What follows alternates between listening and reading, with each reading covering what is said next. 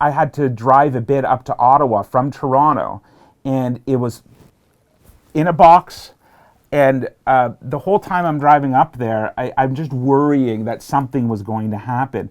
But eventually I got the bid in and everything's okay. But you think about, like, why am I going to drive the bid all the way to Ottawa?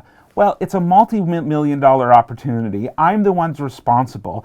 Even if I give it to a courier, sure, he can do it cheaper, but I want to be sure that I'm the one that makes the mistake if it doesn't happen, right? So it's really important, the submission date. You will be disqualified by a second.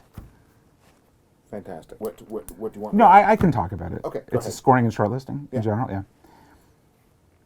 So scoring is really something that's important, that I believe you should really provide how many points are going into each question, because it gives us an indication of how much effort we should put into a response. And the other thing is that if you really value some areas, the vendor may only give a very short response if they don't know how much you value it.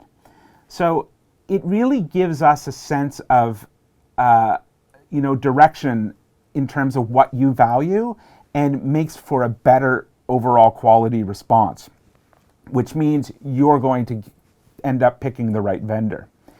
In terms of shortlisting is a process which is really important, but if you're going to shortlist a couple of vendors or 3 or 4 vendors, make sure you ask them questions which are relevant and or beyond what the RFP response is. If you're going to say, just come in and summarize your bid and present it to us, you're wasting everybody's time. One of the things to do is to ask for clarifications. So you read the bid and collectively you thought, hey, you know what? We don't understand this about your organization, or we don't understand that.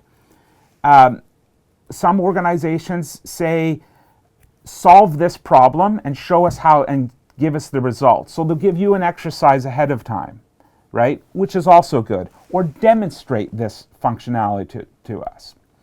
The thing is that the shortlist presentation, it can be scored in different ways, but the shortlist presentation should be an additional activity to the RFP that allows you to say, yeah, you know what, we did get the right partner. Okay. So should you include your budget in the RFP? Now, it's basically, you have a line which says, for this particular product or solution that we're asking for, we have an overall budget of $500,000. So, there's really 2 schools of thought. It's that if you put the budget in there, some people believe that all the vendors will price in, if you said $500,000, they'll all come in at $499. That's actually not the case, because most of the time you're going to put scoring towards the price. So if you have the budget in there, we're still going to try to be as cheap as possible, as cost effective as possible, or inexpensive as possible. But the thing is that we start now to understand the scale of what you believe this solution is.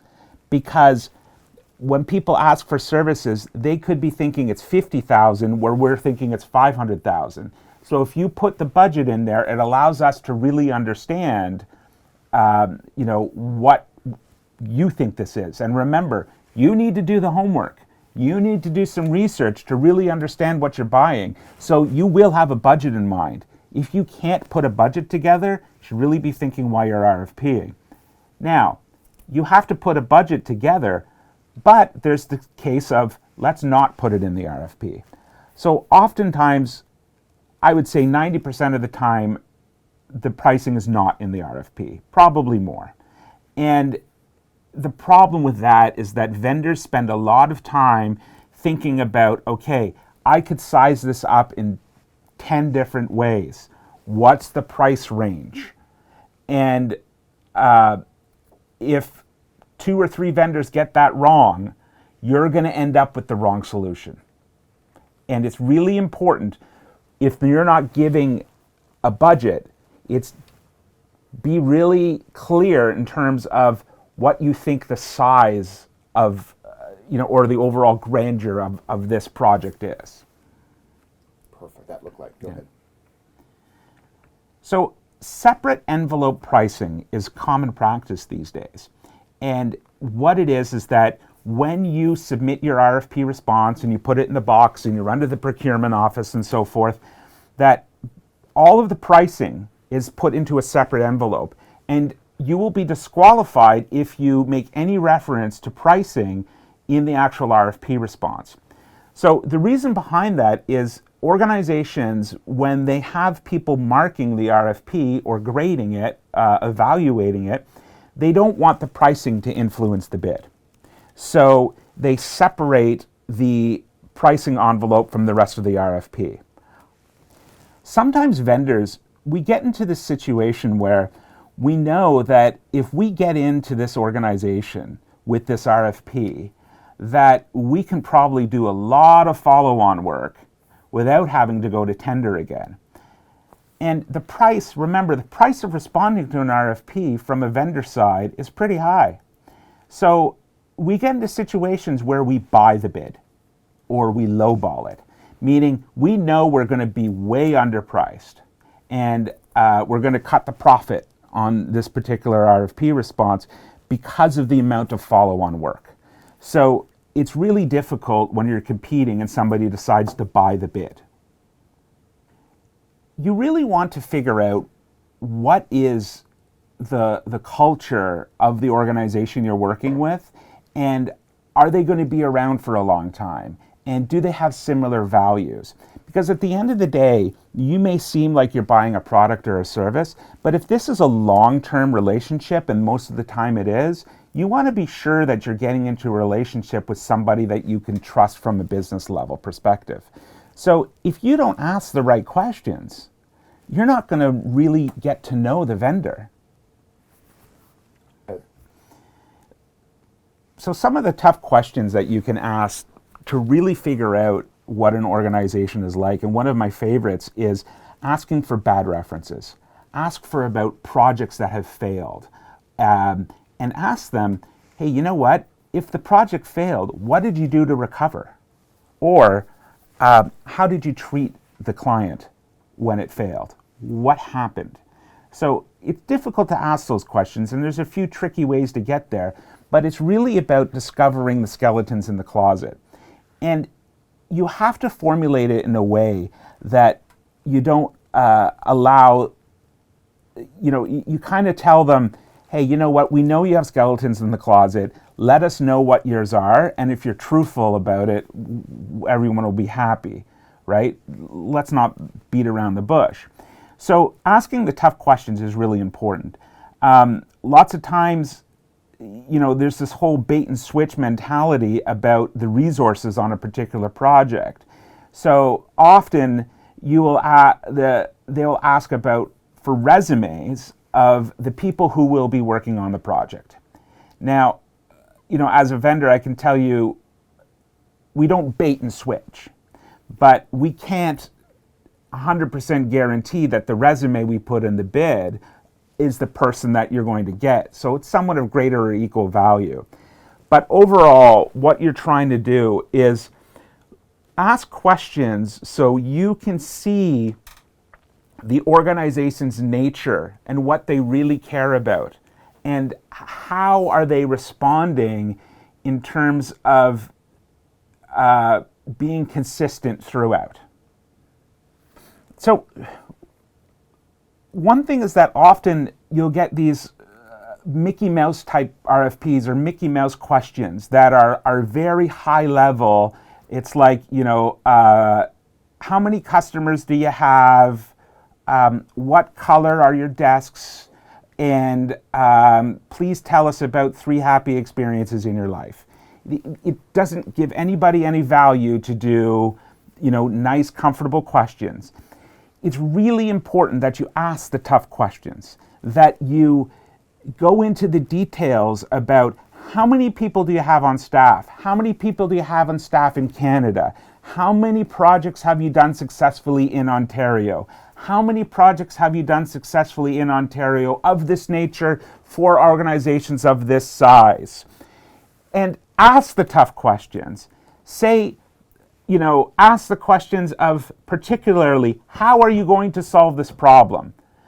But when you ask the tough questions, also give them a way out if they can't answer it, right?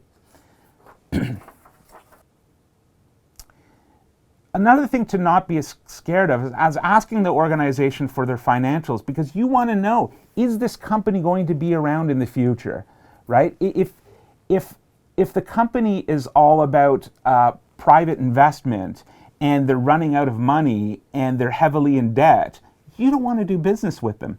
But at the same time, don't make it super strict, because you have to realize that there's benefits in working with organizations that are strong, hungry, and want to succeed. So asking for their financials really shows you that, is this company planning for the future? Do they have a strong foundation? And looking at their revenue and the money in the bank is not just the way to evaluate a company financially. It's the CFO and the finance people really need to take a look at this and say, hey, you know what? These guys are structured properly for the future. Go ahead. So probably the most boring part of an RFP, if any of it is boring, well, 99% of it is, but that's life, is the terms and conditions. Often RFPs will be released and there will be no mention of terms and conditions. So what I mean by that is that when you're getting to the point where they've selected you as a vendor and you're going to work with this customer and you get down and you're starting to put together the contract, oftentimes there's going to be a term or a particular condition in the contract which the organizations can't agree about. And it's better to sort that out ahead of time. So the T's and C's, or terms and conditions, the T's and C's are something that what I recommend is you put them in the RFP. You say, these are our terms and conditions, Mr. Vendor, and please review them and mark any areas where you see that this, that we may have contention, and if possible, provide alternate language.